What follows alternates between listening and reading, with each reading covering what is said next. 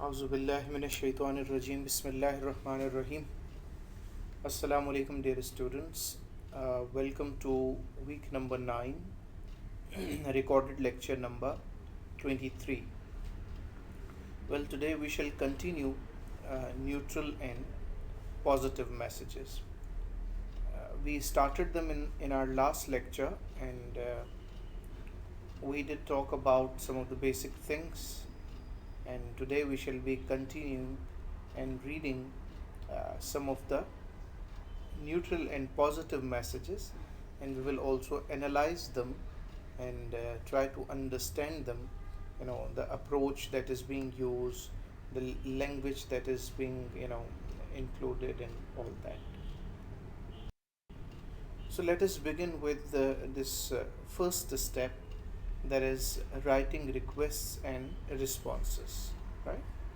Well, you can write requests for anything. For example, one can write a request to get information about, say, suppose you are working for an organization and your organization wants to arrange its annual function in a hotel.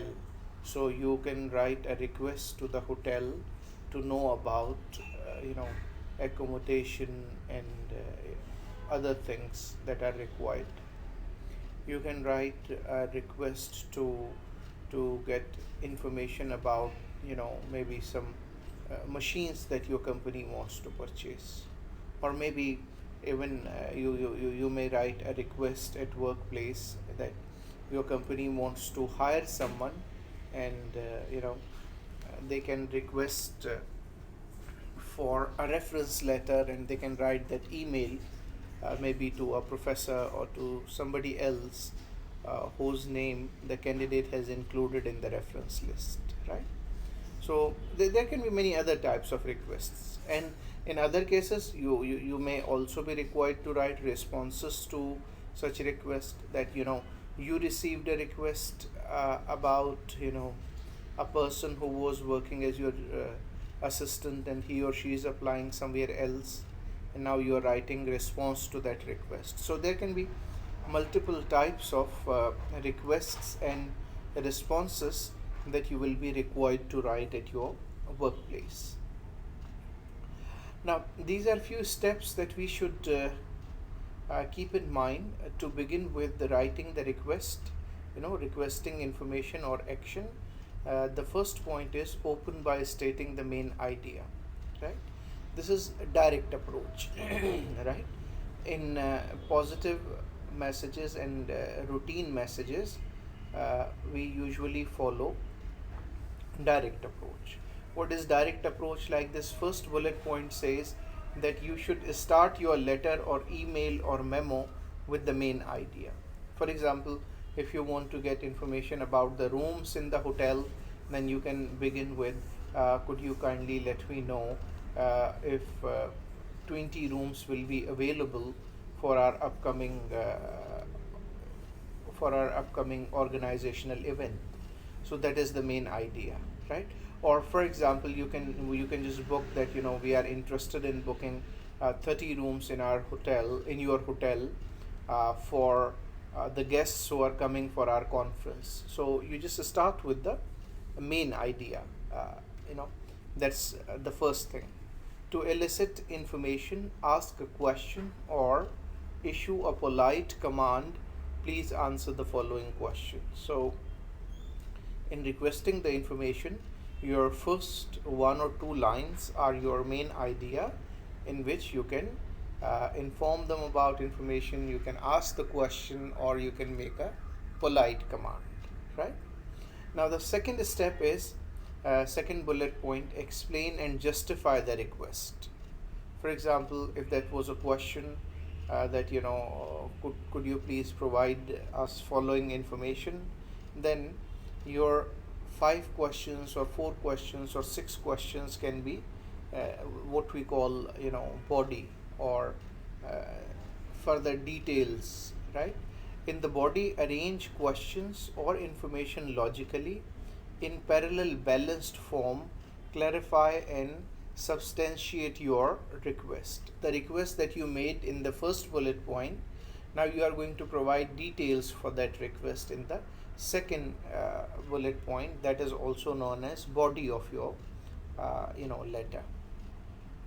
As we shall see some sample letters and emails in which the request is being made, so I'll discuss there in detail how the request has been made and what was the opening main idea and what will be the uh, body or the explanation or further detail of the request. So first point is start with the main idea. Second point is provide details of the main idea. Those details can be questions. If you are making an inquiry and you want to ask 5 questions, those 5 questions will become detail part, right? Now third point is request action in the closing. So there are just 3 steps. Step number 1 was state your main idea. Step number 2, explain or justify the request. And step number 3, request action in the closing, right? So close a request by summarizing exactly what is to be done, including dates or deadlines. Express appreciation. Avoid cliches like thank you for your cooperation, thanking you in advance. These are cliches, avoid them. In for example, if you want to book 30 rooms in a hotel, now your closing can be that uh, you know your response from before December 30 will help us finalize booking of the rooms in your hotel. Now you have in closing given sort of a deadline that okay, before this date the responses should reach them, right? So these are mainly 3 steps in requesting information or action, and more or less they remain the same for all routine and positive messages, right? Now the second one, if we go to the second column, that is responding to the requests. The first one was writing requests. Now second one is responding to the request, writing replies to the requests that you will have that you will receive in at your workplace. So the first step is open directly, right?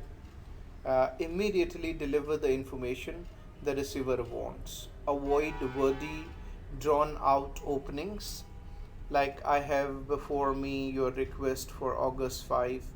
We, when agreeing to a request, announce the good news immediately. For example, somebody now suppose, let us imagine for a minute that somebody wrote you an email and wanted to inquire about your subordinate who has applied in their organization, and they sent you a request in which they requested you to provide them answers for the questions that they had.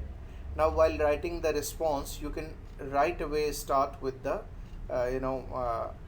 the information they want. You can begin, for example, following are the answers of the questions that you were interested in knowing about Mr. Ashraf, whom you want to appoint as your senior engineer.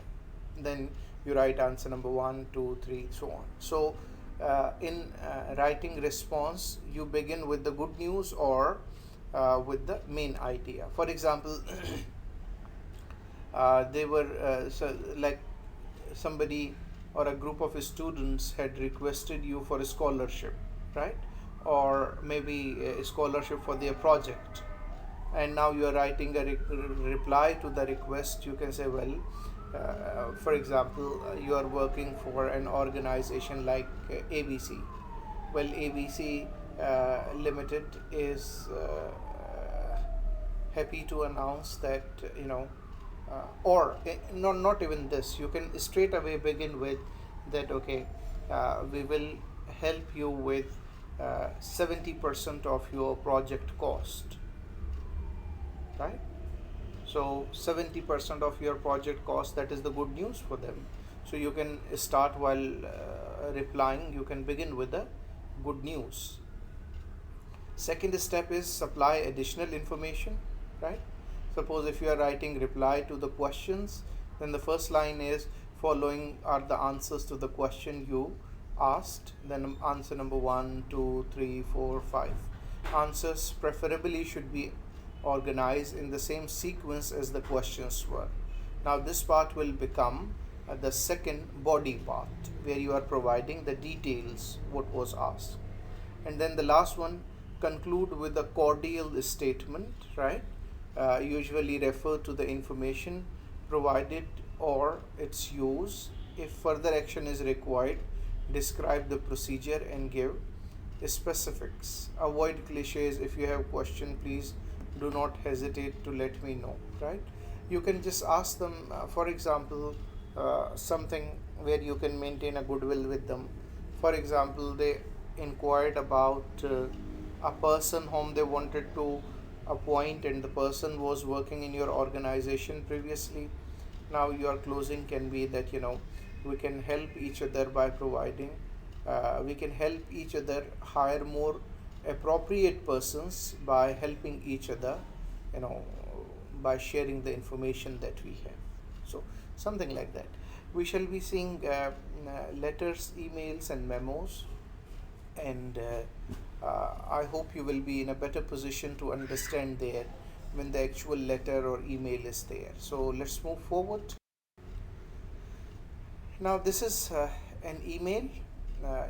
As all of us are familiar with the email, the first header is to, from, subject, right? And then there can be CC, that is courtesy copy, and there can also be BCC, that is blind courtesy copy, right? And let's see, subject is need information on group scheduling for April 18 to 24. Now this is requesting for information, right? And if we see this comment towards the left, provides information, informative subject line, summarizing purpose. Your subject line should be such that the reader gets an idea by reading the subject that what the email will be about. Then we have salutation in email. Dear Ms. Murillo, remember this title MS, that is pronounced Ms, right? And it should be used for all the female, in official correspondence, because this title Ms does not reveal the marital status of a female. So in most of the cases you wouldn't be knowing the marital status, and there is no need to know that. So that's why using Ms is safer for a female letter or email recipient. So dear Ms. Murillo, right? Now this salutation includes last name and honorific, because the email is addressed to a stranger, right? So using title like Mr. or Ms. And if there is a professional title like engineer or doctor, then you will not require Mr. or Ms. But if you are not aware of that professional title, or if the person does not have a professional title, then in that case you can start with Ms. or Mr. Right? Then the first two lines, let's see. Can the Venetian Resort Hotel Casino provide meeting rooms and accommodations for about 150 premier consultants from April 18 to April 24, right? Now this is the main idea. This is the main central idea of writing this email. That's why the email sender has begun with the main idea, right? And if we see this comment opens with the informative but concise request, right? That is the main request. The purpose of writing this email is to know whether they can accommodate their 150 guests from April 18 to April 24, of course, whatever the year, maybe 2021 we may take for our own understanding, right? So these first two lines are the main idea, as we have just seen in the previous slide. Then the rest of these information, like paragraph number 2 and then these 3 4 questions, they will be part of the body.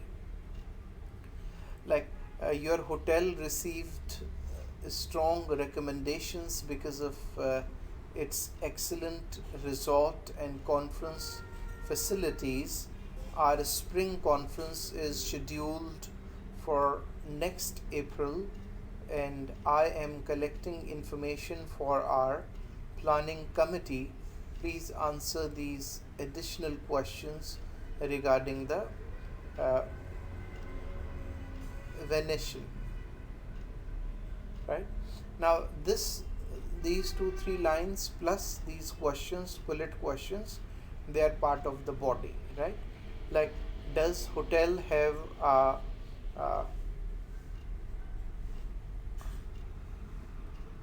a banquet room that can seat 150 uh, and B, 3 smaller meeting rooms, each to accommodate a maximum of 50. Then, what media facilities are available for electronic presentations? What is the nearest airport, and do you provide transportation to and from it? I mean, to and from the airport. And the last question is, do you have special room rates for groups at this time of the year? Right now, if we see this comment that is given on the left, organizes body in bulleted list with short questions in parallel form. So it's better to have a separate question, right? Instead of putting 2 3 questions together, it's better to have a new question for each thing, so that when you get the response, you get individual replies to each question. So now these 4 questions and the above paragraph, that is paragraph number 2, they all are part of the body of this letter, and they are further details of the question of the main request that was made in first 2 lines. Now let's move towards the closing part of this email. That is, answer to these questions and any other information you can provide will help us choose a conference facility. Your response before October 15 would be most appropriate, since our planning committee meets October 20. So, very politely, a deadline has been given that, October 15, they are expecting the reply before October 15, right? So then after that, there is closing part. Sincerely, Noah Fleming, Associate, Corporate Travel Department. Then signature of that person, name and address and contact information, so on and so forth is given, right? Now we see this is an email that is a direct request, and it covers all those 3 parts. After salutation, it has first 2 lines, they cover the main idea. Then second paragraph and 4 questions, they are the body part of this email, and the last 2.5 lines, they are concluding part, and then there is signature area, which includes name of the person and the company and all that information. Okay, now we have this customer response email. Previous one was the request email, now this is the customer response email, right? We can see the main heading, which is to, from, subject and attachment. You can attach things in email. Of course, these are not new things for any of us now, and we can, as I've already said, we can also include courtesy copy, that is CC, and blind courtesy copy, that is BCC, right? So let's read the subject. Subject line: your July 12 inquiry about Data Crick software.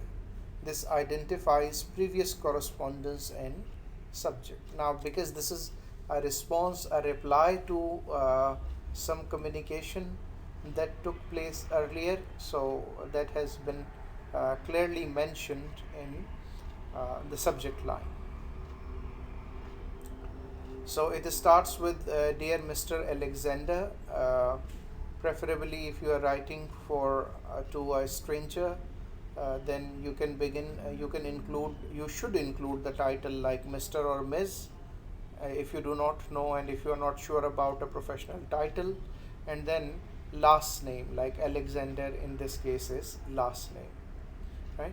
Last name usually is your family name. For example, my complete name is Muhammad Farid Dar, then Dar is my last name. So when you are writing to the people, you have formal relationship with, usually you begin with the last name, right? Now let's read the first two lines. Yes, we do offer personal record keeping software, especially designed for small businesses like yours. Here are answers to your three questions about this software. You know, first two line, that is the main idea, begins with the most important information. Like if we read this comment given on the left, places most important information first. That is the main idea, that somebody had inquired, and the reply starts with straight yes, that yes, we do provide it, right? And then these answers and the following paragraph are body part. Like in making request, we had questions in body part, and in writing reply to the request or writing response to the request, the the answers are part of the body. Like we have these three answers. Number one, our data quick software provides standard employee uh, forms so that you are always in compliance with current government regulations. Answer number two, you receive an interviews guide for structured employee interviews as well as a scripted format for checking references by telephone. Answer number three, yes, you can update your employees' records easily without the need for additional software or hardware or training. Now we have comments for these three answers on both sides. Like beginning with the left hand comment, lists answers to sender's questions in the order asked. Yes, preferably the answers should be in the same order as the questions were placed. Like answer 1 should be for the question 1, and answer 2 should be for the question 2, and answer 3 should be for the question 3, and they should be in the same sequence as they were asked uh, in the request or inquiry letter. Then let's see this right hand comment. This emphasizes you view, right? Remember you attitude, principles of effective communication. So these three of the answers, they have you view. It means while answering the questions, the focus has been, or the importance has been given to the reader, who wrote an inquiry or request to know this information. Then the following paragraph after these three answers is also part of the body, that is, our data quick software was especially designed to provide you with expert forms for interviewing, verifying references, recording attendance, evaluating performance, and tracking the status of your employees. We have even provide you, I think it should be we even provide you uh, with step by step instructions and suggested procedures. You can treat your employees as if you had a professional human resource specialist on your staff. So This again is part of the body of this uh, response email or reply email. And then the last paragraph obviously should be the closing part, and let's read it. In the attached PDF copy of our pamphlet, you can find out more about DataCrick. To receive a preview copy or to ask questions about DataCrick and its uses, just call this number. Our specialists are eager to help you weekdays from 8 to 5 p.m. and if you prefer, visit our website to receive more information or to place an order.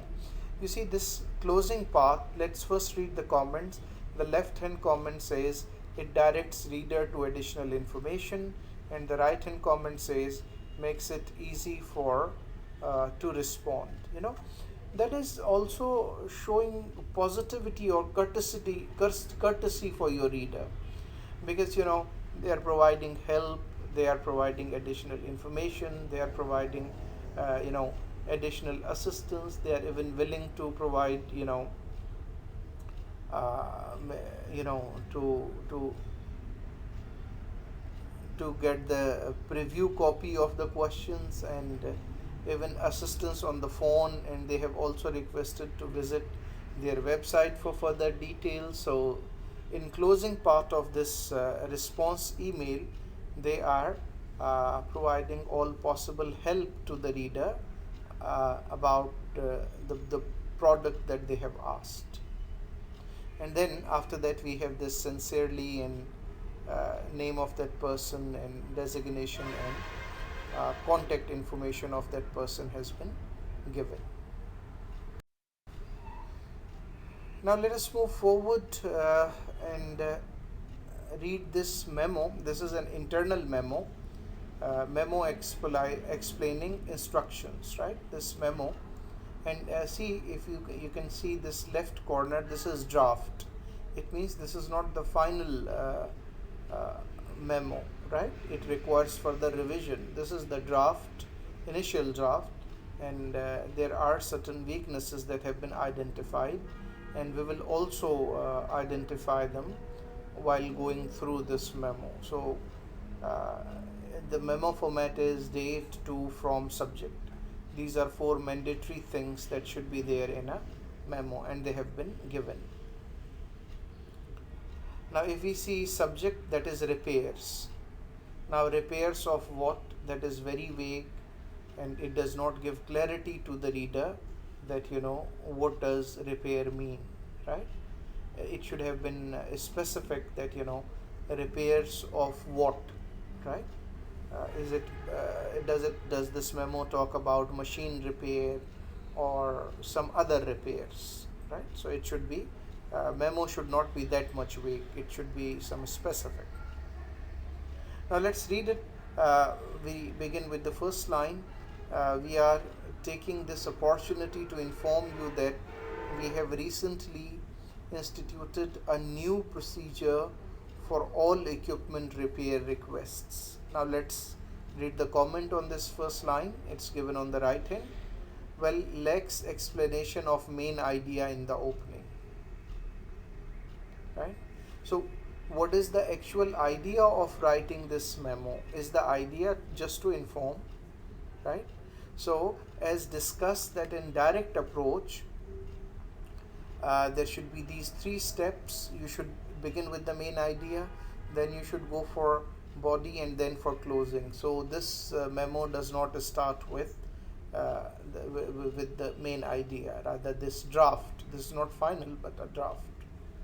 Now reading from the second line, effective immediately, we are no longer using the equipment repair form that we formerly used. We want to move everyone to an online database system. Now let's read the second comment.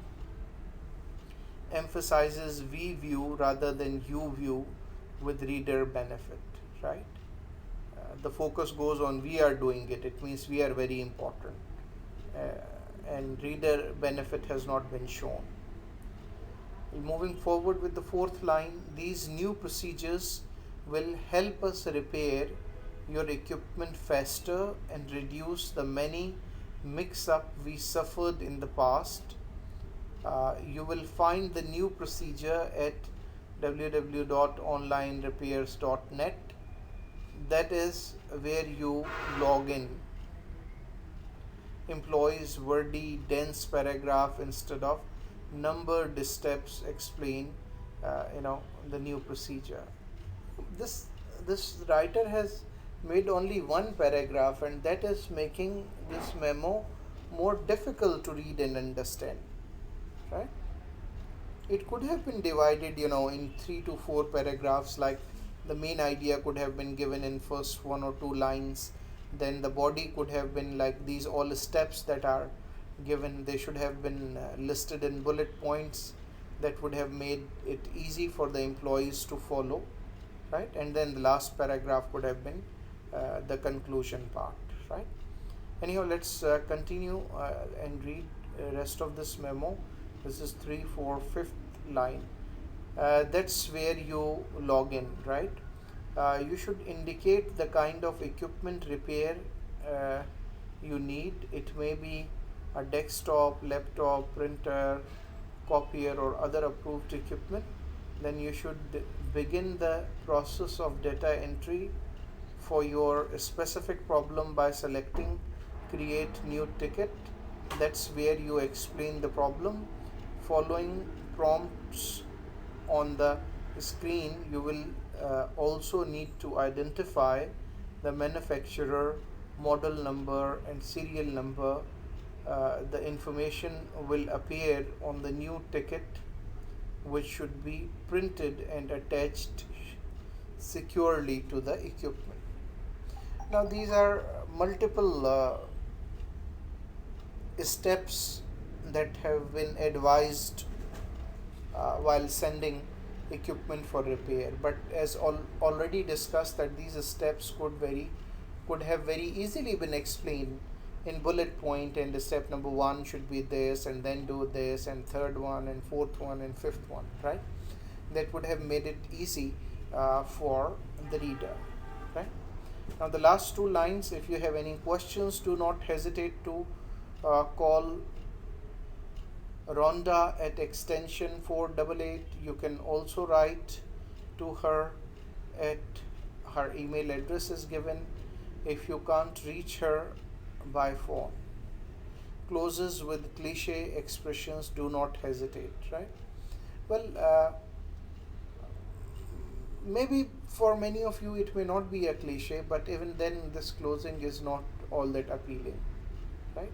Maybe it should have been something that we appreciate. Okay, not we, that will become we focus. Your inquiries are welcome at 488 during office time, and if you do not get any response on extension, please send us an email on this email address, or you can even visit our department for further clarification. So something like that. Now, since this was a draft, this is not a final one, and the following one is the final version of the same draft that has been improved. Now, this is a revised and improved version of the same memo that we have just seen above. Very clearly date, to, from, subject. Now let's see the subject. New procedure for reporting equipment repair request. It has been made more informative and more specific as compared to the last one that we have just seen, which was very vague, right? Now begins with the main idea. Effective immediately, please use a new online repair database system to report requests for equipment repairs. The following steps will return your equipment to you more rapidly and efficiently. So this starts with the main idea and emphasizes how the new procedure benefits in the benefits the receiver, right? And then all those procedures have been very clearly listed in numbers. Number one, log in this. Number two, include the kind of repair. Number three, select create new ticket. Number four, identify the manufacturer. And number five, print the new ticket and attach. You know, how easily and clearly these steps have been explained. So these all five steps are actually body part or detail part of the memo, this internal memo, right?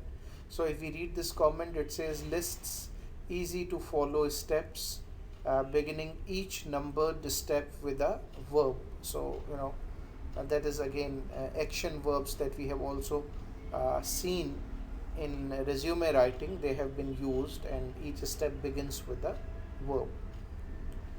Now the last three lines are of course the closing part. If you have questions, call this person on this extension, or write her at this email address. Following this new procedure should vastly improve turned out time and reduce mix-ups, right? So closes this revised memo closes with follow-up information and reinforces reader benefits, right? Now there are also tips have been given for writing instructions, like this. If you can see this box on in right corner at the bottom, arrange steps in order in which they should be completed. Second, start each step with an action verb in the imperative or command mood. Number three, be careful of tone in writing messages that give orders. The last point is strive to show reader benefit if you are encouraging the use of the procedure. Obviously, when reader knows that there is benefit for him or her, they shall be welcoming it. Now these are just we have seen three model messages today, like two emails and one memo. We will see more messages, emails and memos for positive and routine messages in the next recorded lecture. So thank you very much, and do take care.